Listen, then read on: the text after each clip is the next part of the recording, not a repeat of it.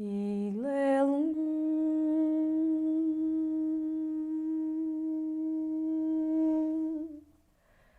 Getum Bayedumba. Podcast Cambio de Lente con Julián Bastidas Treviño y Laura Treviño Garza. Bienvenidas y bienvenidos.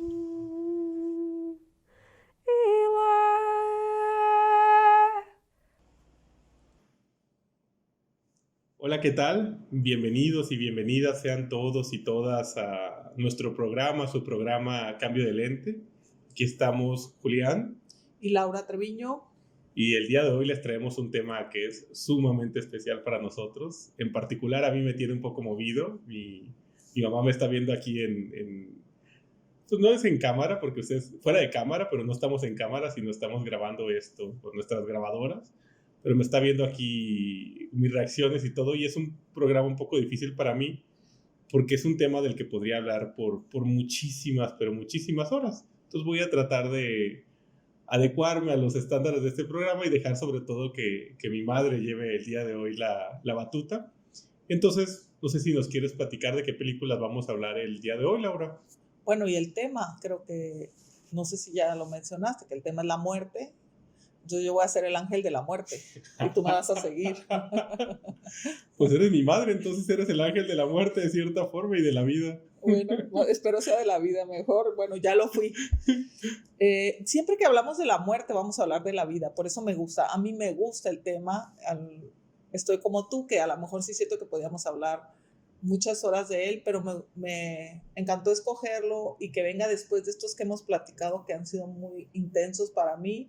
El último de medio ambiente que nos trajo tantas emociones, este no se va a quedar atrás. Ojalá para nuestros radioescuchas o podcast escuchas, no sé cómo se diga ahora. Nuestros escuchas sea también así de emocionante. Yo escogí volver. Y hablando sobre eso, nada más antes de que hables de las películas, creo que son igual de intensos tanto el tema de medio ambiente como de muerte, porque el tema de medio ambiente es el que nos exige una responsabilidad como más grande con el mundo. O sea, es la conexión que tenemos con los otros, con las futuras generaciones, con el pasado y con la naturaleza, los animales y demás. Y la muerte es el tema de compromiso más radical con uno mismo, porque es a final de cuentas como la gran pregunta existencial que uno se puede hacer. Y siempre nos han dicho que es lo único ineludible. La vida fue azarosa, llegamos aquí, pero ya una vez que llegamos nos tenemos que ir. Entonces yo escogí Volver. Me gusta mucho el nombre de la película, es Volver, porque vuelves y vuelves, ¿no? Es Almodóvar en el año 2006, un español que a mí me encanta o me fascina siempre con sus películas, sus colores, sus guiones. Ahorita hablaríamos un poquito más de la película, pero él la dirige y él la escribe, como muchas otras de sus películas. No sé si todas sus películas él las escribe, pero es un guionista extraordinario. Según yo, no todas. Bueno, por ejemplo, en Julieta, que a mí me gustó mucho también, está basada en una novela de Alice Munro, sí, una escritora canadiense que a mí también. Pero eso sí hace mucho Almodóvar, sí retoma muchas cosas de las que a él le obsesiona o de las que a él le gusta y hace un cine absolutamente autoral. Eso sí, es de autor, es cine de autor, con música en esta ocasión de Alberto Iglesias y Estrella Morente, fotografía José Luis Alcaine, montaje José Salcedo. Y lo que está impecable, sin desmerecer a todos estos que acabo de mencionar, porque la música acompaña muy bien, la fotografía, el montaje, y Almodóvar las acompaña muy bien, son las actrices de esta película. Wow. El elenco, wow. Sobre todo el elenco femenino, que tú y yo lo hemos platicado varias veces. Fue premiado en Cannes como una cosa rarísima, que en lugar de premiar mejor actriz, premiaron el elenco femenino de Volver. Pero especifica, el premio de mejor actriz se lo dieron al elenco femenino. Así es, en lugar de premiar a una sola, aquí no pudieron más que empatar a 5 o 6. De la misma película. Penélope Cruz en el papel principal, que es Raimunda, pero tú y yo también, al ponernos de acuerdo con la película, dijimos, ella sola no podía haberlo hecho. No podía, pero ella sí resalta. O sea, es como los solistas en una ópera, ¿no? Sin toda la orquesta y sin el coro, los solistas no podrían lucirse, pero es la soprano solista a final de cuentas. Está Carmen Maura como Irene, Lola Dueñas, Sole, Blanca Portillo es Agustina, Johanna Cobo es Paula. Aquí les comento que Penélope es hija de Carmen Maura en esta película, lo mismo que Blanca Portillo. Johanna Cobo a su vez es hija de Penélope, entonces es la nieta. Y aparece también Chuslan Preave como la tía Paula y dos acompañantes más, Pepa Aniorte como la vecina y María Isabel Díaz como Regina. Excelentes todas. Este de pronto aparecen algunos hombres y rápido. Pero Laura, este es el momento de la ronda de aplausos. Sí. Tenemos que aplaudir aquí. Así es. Tú escogiste una película que se va... Nada más me gustaría resaltar perdón. una anécdota que me parece sumamente interesante porque le da otro peso al título. El título de la película es como en estas obras maestras, tiene 1 billón de interpretaciones, pero una de ellas es que Carmen Maura se había peleado de muerte con Almodóvar y ya no se veían ni las caras, y es la primera vez que se vuelven a ver, que vuelven a trabajar en una película juntos. Es el gran regreso de Carmen Maura a una película de Almodóvar, y hace un personaje de una aparente muerta en vida. Es unas contradicciones muy interesantes cuando vean la película, pero hay un juego que es medio metarealidad, que medio que mezcla las biografías. Es que va a ser como una fantasma,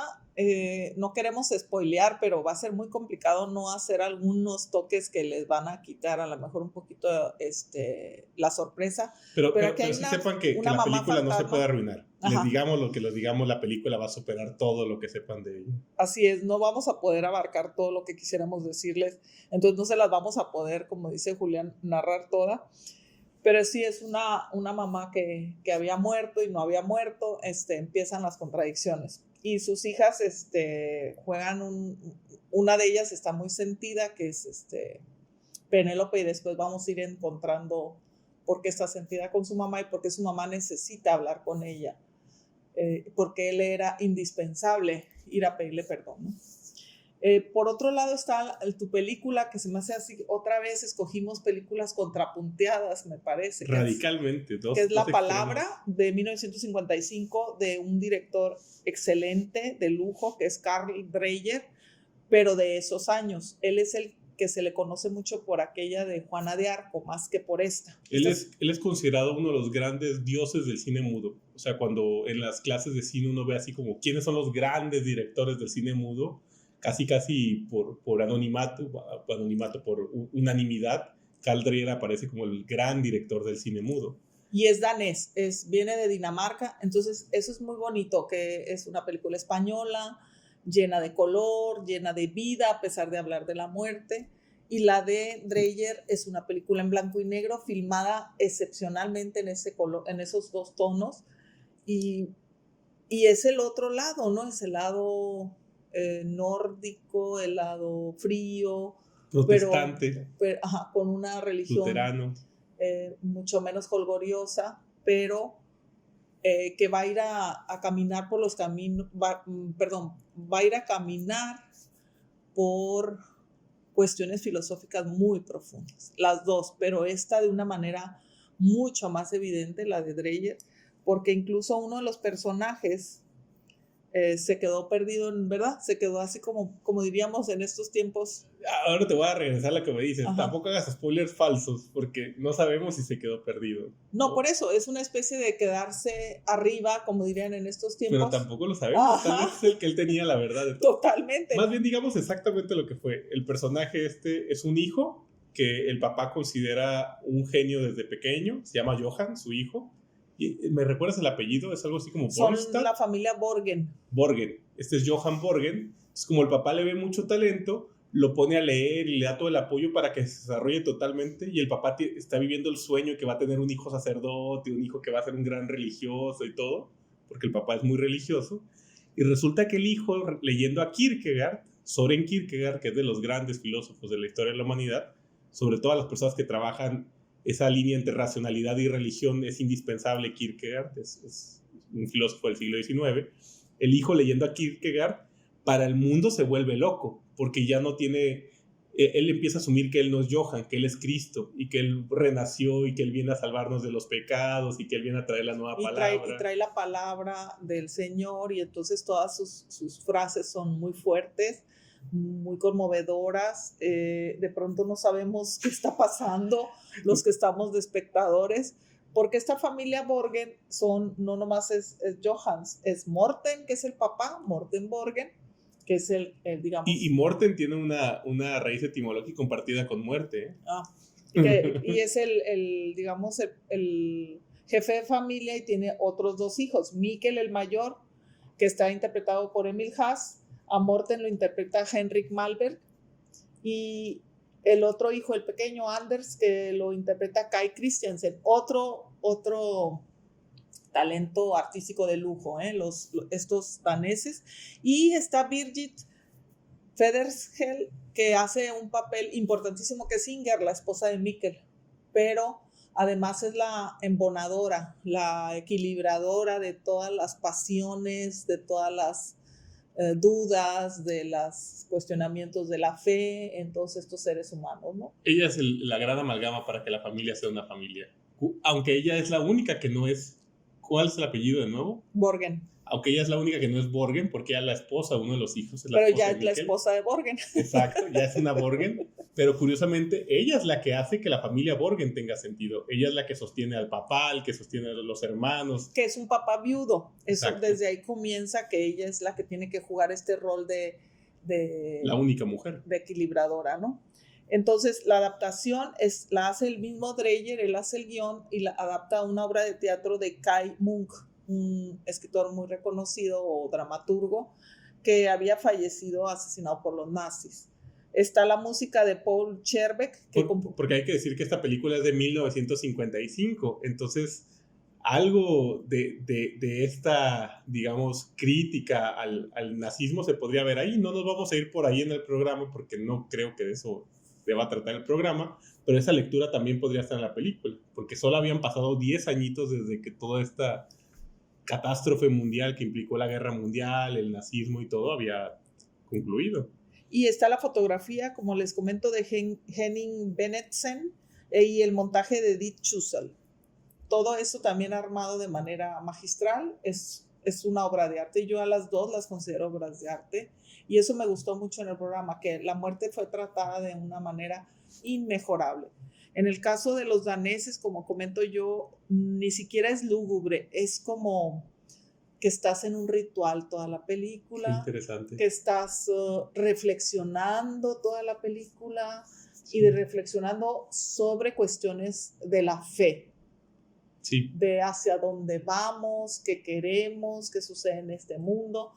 Inger y Mikkel tienen 2 hijas que también juegan un rol importante y no se nota tanto, pero son las 2 que van a lograr que sucedan cosas al final, sobre todo la niña que cree. Con su mirada inocente, al creer va a lograr desarrollar o más bien catapultar los acontecimientos, ¿no? Que sucedan milagros, vamos a ponerle así. Algo así. Pero aquí hay que resaltar algo muy interesante porque algunos de los que nos estén escuchando van a decir, ay, no, qué flojera una película, digamos, religiosa. Pero es muy exacto que Laura hable sobre la fe y no sobre una película religiosa porque la fe es el tema. Pero algo de la maestría del director es mostrarnos que cualquier postura que tengamos frente a la muerte involucra fe. Porque hay un juego muy interesante que sucede a partir de que alguno de los personajes está viviendo una enfermedad muy fuerte, llamémosla así, está viviendo es estar entre la vida y la muerte, y tenemos al sacerdote por una parte, que él tiene como todo este background religioso que le ha explicado qué es lo que está sucediendo, por qué no debe tener miedo frente a la muerte.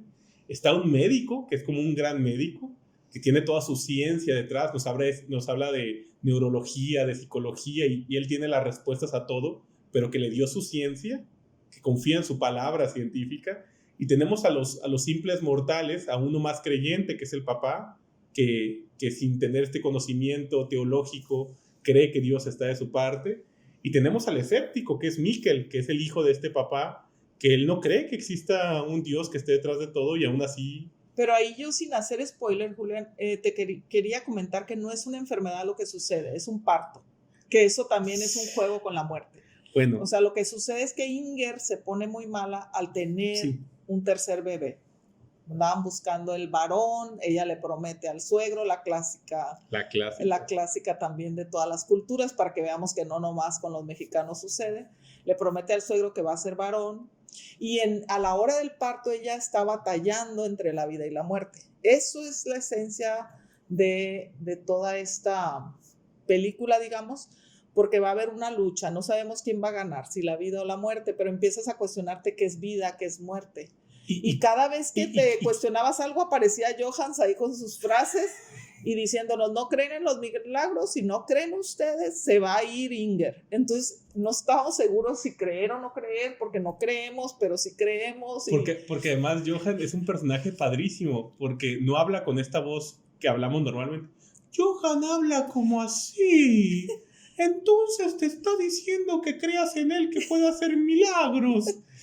Y pues los demás realmente no le creen que está pirado. Pero él les dice, si realmente quieren un milagro, yo se los puedo cumplir, solo crean en mí. Pero tienen que creer. Entonces ahí es donde nos entra también el dilema al público. Nos involucra Dreyer y nos dice, ¿crees o no crees? Porque aquí yo también tengo la varita mágica, la varita de hacer vida o hacer muerte, porque yo soy el cineasta, yo voy a llevar esto hasta donde yo quiera. Entonces empieza a jugar mucho con toda la vida y la muerte, y sobre todo también con cómo es la vida de los seres humanos.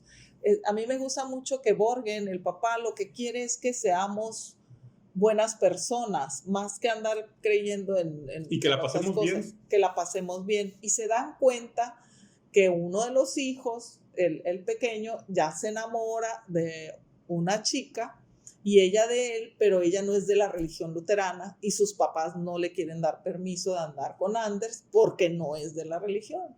Entonces ahí empiezan otros dilemas. Y no solo es que no es de la religión, no es de la misma clase social. Pero entonces ahí empiezan los otros dilemas, o sea, o queremos que los hijos sean felices o queremos reprimirlos con tal de que nuestras ideas sean las que imperen. Pero también es algo muy profundo lo que nos está diciendo Dreyer ahí, porque no es por malo el papá que no quiere que su hijo sea feliz, por así decirlo, sino porque él siente que esa creencia que él tiene, esa religiosidad, esa palabra que lo está respaldando, es la verdadera, y él quiere proteger a su hijo, quiere darle una vida buena, y él siente que si su hijo no cumple con esos preceptos religiosos, su hijo va a sufrir mucho, y lo que no quiere el papá es que su hijo sufra. Y entonces entra en todo el juego de valoral. Es muy interesante todo lo que sucede en esta familia relacionada con otras familias y relacionadas con la vida sobre todo. Y de aquí yo me brinco a Volver, porque es una película que a mí desde la primera vez que la vi me maravilló, me dejó muy tranquila.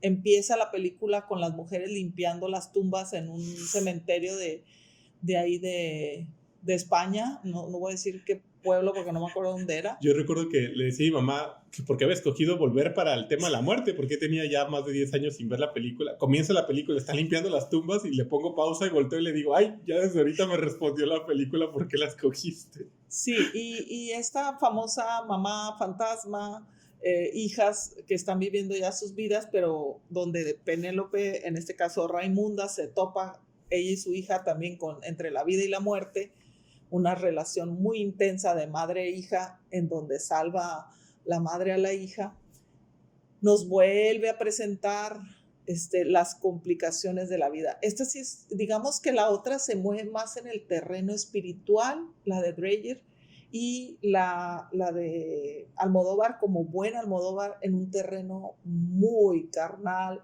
muy terrenal, valga la redundancia, aunque está todo el espíritu ahí. Por ejemplo, es una película que a mí se me ha hecho de las más explícitas en sororidad, sí, para las mujeres. Por supuesto. Se ayudan todas, se apoyan, no necesitan depender de los hombres para llevar a cabo sus relaciones, para llevar a cabo su desarrollo. En este mundo patriarcal hasta estorban muchas veces, ¿no? Aquí quería hacerte una pregunta con respecto a eso, solo haría una aclaración. No es espiritual el tema de la película de Dreyer, yo iría más, resaltaría esa palabra que me pareció perfecta que usaste, que es de la fe. Ok. O sea, se centra más en esta reflexión sobre la fe, porque sí nos traen esta reflexión filosófica constantemente de qué es la fe. Y solo para cerrar la idea que había abierta anteriormente, algo que a mí me ha pasado mucho es que yo me di cuenta que yo era muy dogmático religioso con la razón. Y yo, Julián, creía que la razón o la ciencia podía responder todas las preguntas. Y ahora que me metí muy de lleno en la filosofía, pues me fui dando cuenta que la ciencia implicaba tanta fe como implica la religión. Y sí, por eso en la película de Dreyer es muy padre el juego entre el juego dialéctico, ¿qué sería? Sí, entre el sacerdote y el médico, donde el médico le dice, ves, ya te gané, y el otro, no, pues te gané yo, o sea, ¿quién gana, no? Para que gane el médico tiene que vivir, o para que gane el sacerdote tiene que morir, pues no se vale eso, ¿no?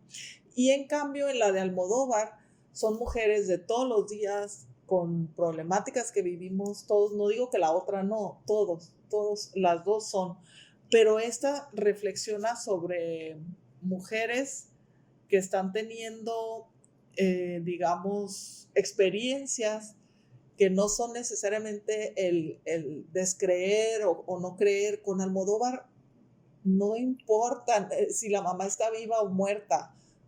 Para mí está viva, pues ahí anda, ¿no? Entonces es muy curioso porque ni siquiera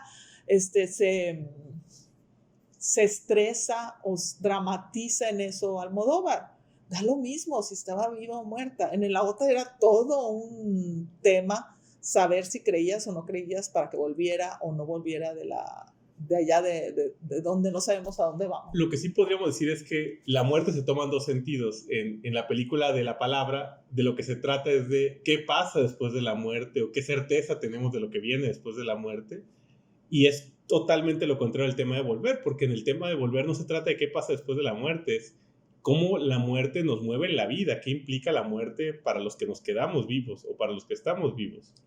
Porque aquí pasa algo bien interesante, que es que precisamente resulta que hay una serie de asesinatos en la película, algunos que suceden muchos años antes y otro con el que inicia la película. La película inicia con un asesinato, y aquí no les estoy haciendo un spoiler muy grande porque realmente esto es lo que dispara la historia, lo que inicia la historia, y es que hay un núcleo familiar, es Penélope Cruz, su esposo y una hija. Y el esposo, como sucede mucho en esta sociedad patriarcal, lo que intenta es abusar sexualmente de su hija. Y la hija lo amenaza con un cuchillo a su papá. La hija no pretendía matarlo, lo amenaza para que el papá no se le lance encima. El papá jura que la hija no le va a hacer nada y la hija lo termina acuchillando y matando. Entonces Penélope Cruz necesita de una forma o de otra salvar a su hija para que no termine en la cárcel. Pero es muy padre la confianza que hay entre ellas, porque la hija tiene este accidente, lo notas que es un accidente lo que le sucedió y por culpa de más del otro. Por supuesto. Ni siquiera la ves como que ella andaba buscando eso. Para nada. Y entonces está esperando con toda confianza a su mamá que baje del camión. Esa escena es muy padre. ¿Qué pasó? Le dijo, ¿qué pasó? Y ya le va y le enseña y la otra pega un gritazo, ¿no? Pero empieza a resolver. Inmediatamente. Toda la película están resolviendo las mujeres sus broncas y las broncas de los allegados a ellas. Entonces eso es muy bonito de la película, porque aunque hay muerte, pues es una muerte que ya no la van a poder hacer, ya no van a poder hacer regresar a la persona. Entonces, ¿qué puede lograr con esto? ¿Qué sucedió? Y esta relación entre la mamá y la hija de Almodóvar, entre Penélope Cruz y su hija, es de las cosas más bellas que ha escrito Almodóvar. Es profundísima porque la mamá y la hija tenían un chorro de problemas de comunicación. O sea, la hija se la pasaba reclamando de lo difícil que le era acercarse a su mamá, hablar con su mamá, sentir el amor de su mamá. Pero a pesar de todas estas dificultades, no tiene miedo de decirle que mató a su papá. O sea, sobrevive una cierta sororidad entre ellas, una cierta conexión entre ellas, que trasciende cualquier conflicto que puedan tener madre e hija. Y hay unos personajes que acompañan a ellas, como es la tía, que es la hermana de Raimunda, de Penélope, padrísima también, muy solidaria. Una personalidad muy diferente. Y que tenía una estética en su casa. Ilegal. Ajá. Y luego, por otro lado, están las vecinas, que siempre hay. Estas, aparte de chismear, ayudan, cooperan cuando son solicitadas, ¿no? Y un personaje muy bonito que es Agustina, la otra vecina del pueblo, que es vecina de la tía Paula, pero se vino a la ciudad a buscarla, así que trae un dilema muy fuerte con la muerte de su mamá. Y más que la muerte de su mamá, resulta que no sabe si su mamá murió. Porque su mamá... Porque no ha aparecido desde que hubo aquel famoso, como dices tú, hubo una especie de accidente en el pueblo y su madre desaparece. Es que esto es muy concreto y aquí no hay ningún spoiler. Lo que sucedió es que en el pueblo, el papá de Penélope Cruz ¿Y la mamá? Y la mamá de Penélope Cruz se supone que estaban acostados en su lecho, y como hay un viento muy fuerte en ese pueblo, hay un incendio en la casa, y el incendio hace que muy rápido se queme la casa y los quema a los dos juntos. Así es. Pero a raíz de ese día desaparece la mamá de Agustina. Pero hay que decir también que es una historia, un mito romántico en el pueblo, porque además es conocido como que murieron enamorados el papá y la mamá, abrazados hasta el último momento. Y ese mismo día fue el que desapareció la mamá de Agustina. Y entonces Agustina trae ese pesar en su corazón de saber qué pasó con su madre, que a ella si le dicen que murió ya va a estar en paz, porque además descubre ciertas cosas de enfermedad en ella que a lo mejor la van a hacer que no se quede mucho tiempo, pero le es indispensable saber. Sí, ella solo quiere saber si está viva o muerta. Es la única cosa que le interesa saber. Entonces, otra vez el juego de Almodóvar con la vida y la muerte. Qué de importante era para ella saber qué había sucedido con su madre, porque me imagino que para cada uno de nosotros lo es, porque es tu referente existencial. Si ya no está ahí, tienes que saber que ya se fue. Y es que lo hemos platicado mucho, es mucho más doloroso como familia, aunque suene una contradicción lógica, desde el lado emocional no lo es mucho más doloroso como familia lidiar con un desaparecido que lidiar con un muerto. Porque si hay un muerto ya tengo a quien enterrar, ya tengo a quien velar, ya tengo resuelto un asunto. A quien llorar. Y esto era lo que quería Agustina, y ahí es donde también Almodóvar nos vuelve a presentar eso, que es el fantasma, es el ser vivo, es el desaparecido, sí apareció, se murió. Todas estas reflexiones que nos ayudan mucho a todos a entender la vida, ¿no? Y precisamente aquí hablando sobre la película, me gustaría hacerte la pregunta. En el programa número 1 que teníamos en Del Patriarcado, más bien, no es cierto, en el programa el número 0 que tuvimos, el de ¿Quién somos nosotros?, hablábamos sobre cómo era diferente una película filmada desde esta mirada femenina que veíamos en esta película de Danzón a las películas filmadas por una mirada masculina. Sin embargo, dijiste algo bien interesante al inicio del programa, que esta es de las películas, esta Volver de Almodóvar, donde más has visto como retratada la sororidad, y está hecha por un hombre, por Pedro Almodóvar. ¿Cómo crees que logró resaltar tan fuerte esa sororidad? Es la homosexualidad de Pedro Almodóvar, que es conocida, ahí sí no estoy dando un spoiler, y creo que tiene esa sensibilidad que nos hermana mucho con las personas con la diversidad sexual. Estamos más cercanas las mujeres porque estamos igual de oprimidos que con los de diversidad sexual, que con los hombres. Entonces creo que la mirada de Almodóvar es una mirada muy femenina, y más que femenina, muy humana. Lo que hemos dicho, el feminismo no es otra cosa que ser más humanos, ¿no? Y en ese sentido, ¿qué relación tú verías entre la sororidad y la tragedia o el lidiar con el dolor? Pues es que las mujeres, al ser las eternamente, las de toda la vida, las de históricamente, hacerse cargo, fíjate, son las que se hacen cargo de las tumbas. Yo nunca he visto hombres haciéndose cargo de las tumbas más que acompañando. Yo tampoco. Pero es como una tarea que hacen las mujeres, de ir a limpiarlas, de ir a cuidarlas. Son las mujeres las que se quedan cuando los hombres se van a la guerra y ya no vas a recibir los cuerpos cuando llegan. Entonces, esta sororidad es muy importante porque otra vez son los equilibrios. Y si la comparo con la de Dreyer lo que hace es un equilibrio con las mujeres. Si te acuerdas, cuando piensan que Inger se puede morir, les urge a Morten y a sus hijos casar a Anders con la niña, con la jovencita de la que se había enamorado. Pero más que les surge, es Inger la que les hace ver eso. Sí, pero les surge en términos de que es el nuevo equilibrio. Ellos no se pueden quedar sin el equilibrio. Si se quedan solo los hombres no van a poder. Y las niñas todavía están muy chiquitas. Las dos hijas de Inger, ¿verdad? Entonces es muy interesante cómo ellos buscan si Inger se va, tiene que haber la sustituta de Inger, porque los hombres no van a tomar ese lugar, ¿no? Y eso es algo bien interesante, ¿sabes? Porque si desidealizamos las miradas y no vemos todo como una guerra de hombres contra mujeres, sino más bien como esta situación de violencia en la que vivimos todos, digamos que el lado de acción de la sociedad, el lado de poder de la sociedad lo tenemos los hombres, pero las mujeres tienen el lado del ser de la sociedad. Y es algo muy fuerte porque yo le contaba a mi madre que este fin de semana pasado hice mi primer ritual con una serie de amigos. Hicimos un ritual 4 amigos para tratar los temas de la masculinidad quebrada y nos dimos cuenta que nos sentíamos muy incómodos estando puros hombres. Y mis amigas mujeres se sienten incómodas estando con hombres y se sienten muy cómodas haciendo círculos de mujeres, pero los hombres también nos sentimos incómodos con puros hombres porque es una energía muy cargada la de los hombres. Quizá es lo que nos menciona Rita Segato, que yo recomiendo leerla cuando tengan oportunidad o escucharla, que es esta pensadora argentina que ha estado hablando muchísimo del feminismo contemporáneo, que dice que hay un mandato de masculinidad que tenemos que ir erradicando. Ese mandato de masculinidad nos está haciendo mucho daño a los hombres primero y a las mujeres. Sí.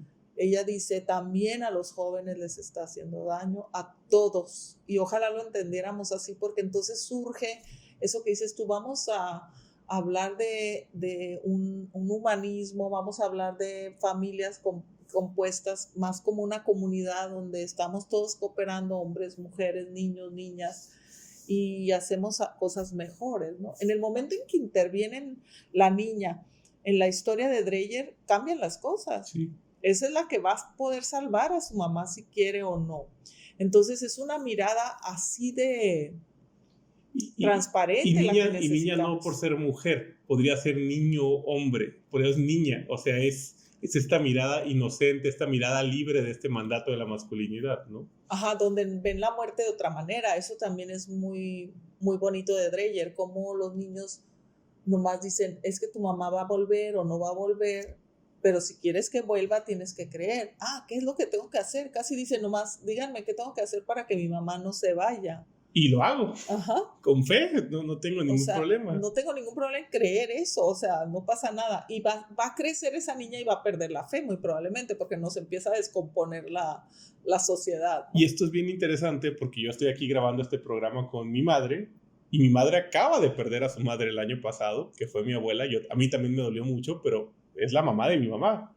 Y probablemente el miedo más grande que tenemos que lidiar los seres humanos es la muerte de nuestra madre. No hay cosa que dé más miedo en este mundo que se te muera tu madre.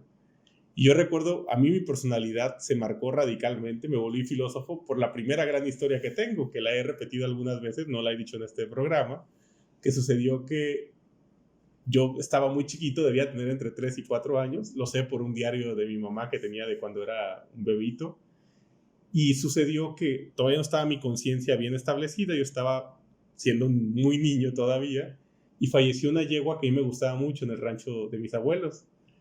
Pero yo no entendía qué era eso de la muerte. A mí me gustaba mucho esa yegua, entonces ¿cómo que se murió? ¿Cómo que ya no voy a poder jugar con ella? Y yo le insistía a mi mamá que yo la iba a poder rescatar, y yo juraba que cuando abrazara a esa yegua, que iba a estar como una especie de dormida, me iban a salir como luces y poderes del ser y se iba a levantar de los muertos la yegua. Entonces mi mamá decidió que ese podía ser un buen momento para que yo lidiara con la muerte. Me llevó a ver a la yegua, que estaba pues, frígida, fría, porque acaba de fallecer por una bacteria en el estómago, un insecto o algo así. No recuerdo bien qué fue lo que sucedió. Y yo me acerqué a abrazar a la yegua. Y le dije así como toda mi energía, todo mi ser, como todas mis ganas, como toda mi fe, y la yegua no se inmutó. Y no solo eso, sino que había un potrillo ahí, que era hijo de esa yegua. Y el potrillo no se inmutaba también, el potrillo andaba como si nada, no andaba ni triste ni raro. Entonces yo traía unos cubitos de azúcar en la mano, que lo llevaba para ayudarme a levantar a la yegua. Y me acuerdo que el potrillo se acerca a robarme los cubitos de azúcar, y yo no tenía palabras en ese momento para nombrar lo que estaba sucediendo, pero recuerdo que estaba sacadísimo de onda, porque ya que me di cuenta que la yegua no se iba a levantar, para mí fue una tragedia. O sea, ¿cómo que ya no se va a volver a levantar? ¿Y por qué no es una tragedia para ti, potrillo? O sea, si tu mamá ya no se va a volver a levantar, ¿por qué no estás triste, llorando? Y ahí recuerdo que yo me quebré mucho y fui a abrazar a mi mamá, y eso me consoló, como ese abrazo de mi mamá. Pero ahí sí me surgió la idea de qué va a pasar cuando mi mamá se muera. O sea, cuando no sea una yegua, sino sea mi mamá la que está así como estaba la yegua. Y a partir de ahí, mi personalidad se marcó mucho, porque desde el kinder, desde la primaria, yo le daba muchas vueltas en la noche pensando qué iba a pasar después de la muerte. Bueno, quizá no en balde también una de tus películas favoritas era Bambi, donde el tema de la mamá muerta es muy fuerte, que dicen que sirve mucho Bambi para enseñar a hablar, más bien para platicar con los niños de la muerte de una madre. Pero aquí, ¿No lo había pensado? Pero aquí lo interesante con Dreyer y con Almodóvar es que manejan este tema, que es un tema que para mí es complicadísimo, el de la muerte, porque no la entendemos, no sabemos. Hasta ahorita, según esto, nadie ha ido y regresado y nos ha platicado cómo le fue. Se supone que sí, ¿eh? Bueno, yo todavía no me topo con uno de esos, o una de esas. Y lo que sí... Yo sí no les creo. Lo que sí es que ambos la manejan de una manera muy personal y al mismo tiempo maravillosa. Dreyer toma una obra dramática de Kai Munk y hace un gran trabajo para reflexionar. Lo que sí hacemos a lo largo de toda la película de la palabra es estar como en una especie de zozobra. Fíjate, me pasó así como, ¿qué va a pasar? ¿Qué va a pasar? Y no al principio de la película, porque al principio están las cosas alegres, sino cuando ya empieza el dilema de la vida o la muerte. Y tienes que enfrentarte y llega el momento en que dices, pues si alguien se tiene que morir, se tiene que morir. Eso sí logra Dreyer. Y lo que hace es que no se te olvide que el pasaje hacia la muerte es bien importante. Sí. Que te vayas de una manera en que todos suelten es importante. Y lo mismo pasa Me gustaría aprovechar este momento para hacer una pregunta muy personal, que tiene que ver con esto, y es porque hemos platicado mucho que tú te sientes bastante tranquila con la muerte de tu madre, pero me has dicho que tú trabajaste mucho la muerte de tu madre tiempo antes de que eso sucediera. ¿Qué significa esto de haber trabajado tu relación con ella? ¿O cómo has logrado encontrar esta paz después de la muerte de tu madre? Quizá porque estuvimos muy juntas, porque estuvimos toda la vida sin tener conflictos, sin tener problemas, platicando muchas cosas, sabiendo que ya venían esos momentos y haberla podido acompañar y ayudar en algunos pasajes, ¿no? Entonces creo que eso es lo que te ayuda mucho con alguien, el haber estado ahí, el haber disfrutado con toda la vida feliz con ella, y cuando llegan los momentos tristes o difíciles, pues te los tienes que aguantar. Entonces creo que eso ayuda, ¿no? O sea, no estuviste ausente, estuviste presente. No todo el mundo puede, pero hay formas de estar presente, ¿no? Y sobre todo lo digo porque en general se trata desde una perspectiva psicoanalítica que buena parte de la violencia que uno carga sobre el mundo es el no saber lidiar con estas relaciones fundamentales, por ejemplo, la relación con la mamá, la relación con el papá, en los corajes que cargamos con ellos, en las cosas que no procesamos bien, viene mucho de la violencia con la que nos confrontamos con el mundo. Pero por otra parte, también manejan no solo los psicoanalistas, sino la filosofía en buena parte, que el corazón de la relación que tenemos como humanidad, con el abrazar al otro, con el ayudar a los que necesitan ayuda, a los desprivilegiados, viene del compartir la vulnerabilidad del ser mortales. Al asumir todos que vivimos esta vida mortal, que vamos a morir, que se nos van a morir los seres queridos, nos surge una necesidad de sororidad, de hermandarnos con los otros vulnerables para hacer de este pasaje por esta vida algo bonito. Y en las dos películas, si te fijas, hay perdón. Mucho. Porque, por ejemplo, en el caso de Dreyer, cuando se enojan los dos papás y se desean cosas malas y suceden de pronto algunas, uno de ellos reflexiona en que hizo mal, que se arrepiente y va y pide perdón.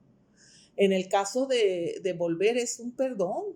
La mamá tenía que ir a pedirle perdón a su hija por no haber acompañado a la hija cuando la debió haber acompañado, y resurge más bien entre ellas, se habían distanciado y resurge entre ellas una relación muy fuerte que existía. No, nace una relación muy fuerte porque ellas siempre estuvieron peleadas. Bueno, sí. Hasta ese momento, y al revés, comienza a surgir una relación muy, muy cercana.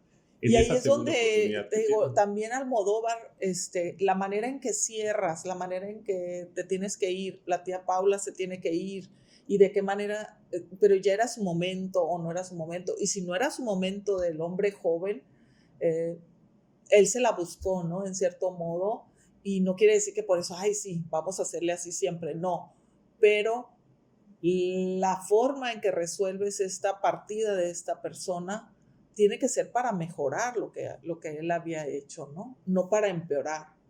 Entonces, por eso Penélope, la mamá, que es Raimunda, tiene que tomar acción y decir, mi hija no es la que va a hacerse cargo de esto, me hago cargo yo, porque lo primero que le dice es, si alguien te pregunta, fui yo, porque ella puede cargar con esa culpa para salvar a la hija. Porque ya está acostumbrada a cargar culpas. Bueno, pero ahí sí sería ya... Y ha logrado proteger a su hija de esas culpas. Así es, muchas cosas surgen y la clásica de Almodóvar de los secretos, ¿no? Hay de pronto historias que estaban relacionadas y se van concatenando. Que a mí me pareció brillante también esa parte del guión de Almodóvar, porque les recuerdo que les decía que la hija manifiesta muchos problemas con su madre, o sea, de dificultades de comunicación con su madre. Y a mí, yo he dedicado este año a hacer una reflexión muy profunda en mi vida, a tratar de cerrar heridas que tengo abiertas, y me doy cuenta que buena parte de los problemas de comunicación que tenía con mi mamá, pero sobre todo que tuve en algún momento con mi papá, vienen también de que nosotros, los hijos, no nos damos cuenta que nuestros padres libraron ya muchas luchas, y luchas que fueron difíciles con sus propios padres y con la sociedad en general, y encontraron ciertas respuestas que a ellos los salvaron. Y esas respuestas que ellos los salvaron, las quieren usar para salvarnos a nosotros. Entonces, a veces cuando los sacamos de onda por un trabajo que agarramos, o por alguna relación que tenemos, o por algún camino de vida que estamos haciendo, no es que los papás quieran hacernos mal al sacarlos de onda, es que están asustando porque ellos sienten que vamos a repetir los errores que ellos ya tuvieron y nos quieren salvar de ellos. Y es algo que me parece muy profundo, porque buena parte de los problemas de comunicación que sentía la hija con su mamá era porque ella no entendía todo lo que estaba cargando la mamá para protegerla a ella. Y mucho de esa solución de los problemas que nos toca hacer a los hijos con respecto a nuestros papás viene de nosotros comprender todo lo que han cargado nuestros papás antes de ser nuestros papás. Y algo que me parece muy interesante en ambas películas es que tienes que dejar ir. Hay un momento en que tienes que soltar, llega esa etapa, y si no sueltas te vas a quedar con dramas. Y aunque el dramático número 1 sea Almodóvar, aprendes en esta película a soltar, a decir, tengo que resolver, esto no me puede atorar, y a seguirle a la vida, ¿no? La madre cuando llega a pedir perdón, pero es para continuar con la vida, ¿no? Es para la hermana cuando le dice, mamá, después platicamos, a ti también después te voy a platicar cosas que no te he platicado. Entonces todo es ir soltando. En el caso de Dreyer llega un momento en que dices, ya no importa, lo que suceda, vida o muerte, es valioso cualquiera de ellos. Lo importante es el perdón, como dices. Y eso es bien profundo en la película de Almodóvar, porque es un perdón que no es religioso. No perdonas al otro para que Dios te apruebe, no perdonas al otro para no irte al infierno, perdonas al otro para pasártela mejor en la vida. Porque solo a partir del perdón podemos volver a abrazar a nuestra madre, a nuestros hermanos, a quien sea. Así es. Y pues ahí yo terminaría en las reflexiones. No sé si quieras decir algo más de ambas películas para cerrar nuestro programa de hoy, que ha sido así como mortal. Ha sido muy mortal, pero a mí me gustaría rescatar una cosa extra, pero porque estoy contigo y para mí una de las cosas que más me han servido para lidiar con la muerte, porque como les digo es mi gran tema en la vida. Yo era un adolescente, pero ya comenzaba a ser un lector, y se los paso por si alguien de ustedes tiene los mismos problemas existenciales que yo. Yo era un adolescente lector y recuerdo que yo estaba con muchas dudas de por qué la muerte, de por qué la vida, y pues ya se imaginarán que mis padres pues tampoco me iban a poder solucionar esas dudas, porque somos seres humanos, todos tenemos estas dudas, nadie estamos salvados de ellas. Pero mi madre hizo un acto muy bello que fue, dijo, yo no sé cómo te la puedo terminar de solucionar, pero igual Borges te ayuda. Y me dio un libro de Borges donde venía un cuento maravilloso que se llama El Inmortal. Y ese cuento para mí es de lo que más me ha servido para soltar el tema de la muerte y para aferrarme a la vida. No sé si les quieres contar tú o les cuento yo de qué va el cuento. Pues es que Borges te va a dejar caminos luminosos para la eternidad, o sea, para que no pienses que existe la muerte, o más bien que siempre puedes regresar, ¿no? Y sobre todo, el tiempo se detiene. ¿Qué dirías? Es que es evidente para todos que la muerte es una tragedia, pero ese cuento te muestra que también la muerte es muy bella. Y te la muestra porque no les voy a arruinar el cuento, vayan a leerlo, es maravilloso. El cuento El Inmortal, le pueden poner así El Inmortal Borges en Google y les va a aparecer. Tiene unas 15 páginas. Ningún texto de Borges, sea cuento, ensayo, nunca va a llegar a las 20 páginas. Todos los textos de Borges son de máximo Son breves. 20 páginas. Entonces, en este cuento, de lo que se trata es de un hombre que está buscando la inmortalidad. Y, oh sorpresa, la encuentra. Pero cuando encuentra la inmortalidad, porque se vaya en el río de la inmortalidad, es uno de estos viajeros que dedica toda su vida a buscar la inmortalidad y la logra encontrar, se encuentra una serie de seres que él le llamaba los trogloditas, que se la pasaban desnudos, apestando, viendo al cielo, y sin hacer nada más que riéndose cuando llovía, y si no, nada más se quedaban viendo al cielo, y cuando les daban hambres, agarraban serpientes y se las devoraban así crudas, y es a todo lo que se dedicaban. Cuando este hombre vive toda una peripecia que le lleva décadas, porque se pierde en un laberinto, así muy borgesco el cuento, y vuelve con estos trogloditas, se da cuenta que estos trogloditas son inmortales, y por eso son trogloditas. Pero básicamente uno de los trogloditas que gana conciencia hablando con él, y no les voy a arruinar porque es bellísimo esa parte, le decía él Argos a este troglodita le dice, es que si tú no vas a morir nunca, ¿qué caso tiene platicar con alguien? Si todas las palabras que hablaste las vas a volver a hablar en algún punto.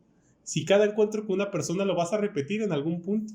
Si cada obra bella, cada música bella, cada cosa bella que hagas, las vas a repetir ad infinito. Va a llegar a un punto en el que te hartan. Entonces, la inmortalidad, naturalmente, racionalmente, va a tender a que te vuelvas un troglodita como nosotros, a que nada más te la pases viendo el cielo, riéndote con la lluvia y comiendo serpientes, porque no queda nada más que hacer. Y sí es cierto. Entonces no deseamos la inmortalidad, sería una buena conclusión. ¿Qué pasa con la muerte? Hay que trabajarla mucho, mucho, mucho. Para mí mi conclusión sería esa, que no hay vida sin muerte, porque la única forma en que haya sentido, en que haya abrazos, en que haya amor, en que haya lo bueno y lo malo de esta vida es con la muerte, porque si no todos seríamos trogloditas que están viendo al cielo esperando que llueva. Y lo que sí le deseamos a todos nuestros escuchas es una buena muerte. Cada uno de nosotros desearía una buena muerte, como lo entiendas eso, ¿no? Bueno, y tú que andas más cerca de allá, deseas la buena muerte, yo les deseo mucho perdón para que vivan la vida con sus padres, con sus hermanos y con todos aquellos que son sus seres queridos de la mejor manera y no dejen para la muerte el resolver los problemas que tengan en vida. Pues nos vemos a la próxima. Nos vemos a la próxima y un abrazo grande para todos y para todas. Así es.